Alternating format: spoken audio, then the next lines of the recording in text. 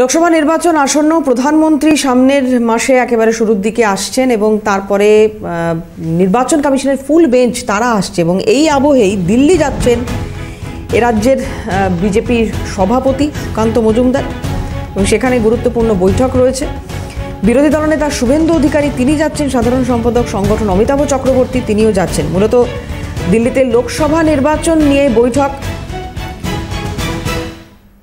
রাজ্যে প্রধানমন্ত্রী আসছেন এবং সেই নিয়েও বৈঠক হতে পারে এমনটাই সূত্র মারফত খবর। এবং এছাড়াও সুকান্ত মজুমদার আজকে আরও একটি কর্মসূচি রয়েছে, আপনারা জানেন গতকালই সেই খবর সামনে এসেছিল যে জেএনইউতে বক্তব্য রাখবেন সুকান্ত মজুমদার এবং সুকান্ত মজুমদার সন্দেশখালি নিয়ে সেখানে কথা হতে পারে এবং তার পাশাপাশি একটি গুরুত্বপূর্ণ বৈঠক লোকসভা নির্বাচন নিয়ে।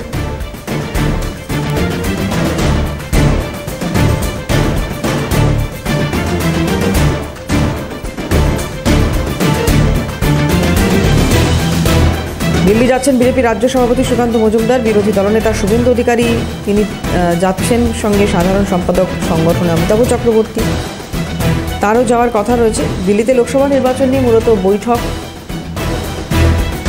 যে 35টি আসনের লক্ষ্যমাত্রা ইতিমধ্যে অমিত শাহজি বেঁধে দিয়েছেন আলাদাভাবে। সেই 35টি আসন, এই 35 আসনের কী রূপরেখা, কীভাবে রণকৌশল হবে, সব কিছু নিয়েই এই বৈঠক হবে বলে মনে করা হচ্ছে। প্রীতিশ বন্দ্যোপাধ্যায় আমাদের প্রতিনিধি রয়েছেন টেলিফোনে। প্রীতিশ, মূলত লোকসভা নির্বাচন নিয়ে বৈঠক মনে করা হচ্ছে এবং অমিত শাহজি তিনি এর আগে এখানে এসে 35টি আসনের কথা বলেছিলেন এবং সেই লক্ষ্যমাত্রা অবধি পৌঁছতে কি রণকৌশল হতে পারে, মূলত সেটা নিয়ে কি আজকে বৈঠক কীভাবে দেখা হচ্ছে? দেখো, একদমই, কেননা কেন্দ্রীয় স্বরাষ্ট্রমন্ত্রী অমিত শাহ তিনি রাজ্য সফরে যখন শেষবারের জন্য এসেছিলেন তখন তিনি কিন্তু বলেছিলেন যে 35 আসনের লক্ষ্যমাত্রা কার্যত বেড়ে দিয়েছিলেন রাজ্য বিজেপি নেতাদের।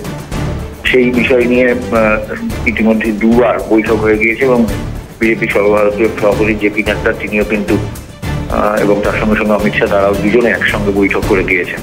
এবং আজকে সকাল 10টার সময় 10টা সাড়ে 10টার মধ্যে কিন্তু কলকাতা বিমানবন্দর থেকে রওনা দেবেন বিজেপি রাজ্য সভাপতি সুকান্ত মজুমদার এবং তার সঙ্গে সঙ্গে বিরোধী দলনেতা শুভেন্দু অধিকারী এবং সাধারণ সম্পাদক সংগঠন রাজ্যের যিনি রয়েছেন অর্থাৎ অমিতাভ চক্রবর্তী, তারা প্রত্যেকেই দিল্লি যাচ্ছেন এবং দিল্লিতে গিয়ে আজকে একটি বৈঠকে অংশগ্রহণ করবেন। তারা মূলত পঞ্চায়েত নির্বাচনের পর লোকসভা নির্বাচনের যে বিষয়গুলো রয়েছে সেই সমস্ত বিষয়গুলো নিয়েই মূলত বৈঠক করবেন তারা।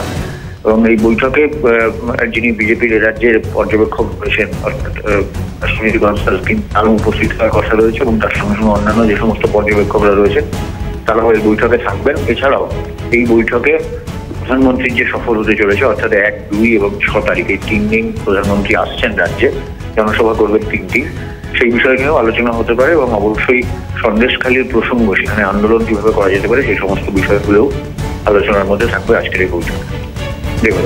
ধন্যবাদ প্রীতিশ। কথা বলছিলাম, প্রীতিশ বন্দ্যোপাধ্যায় ছিলেন টেলিফোনে।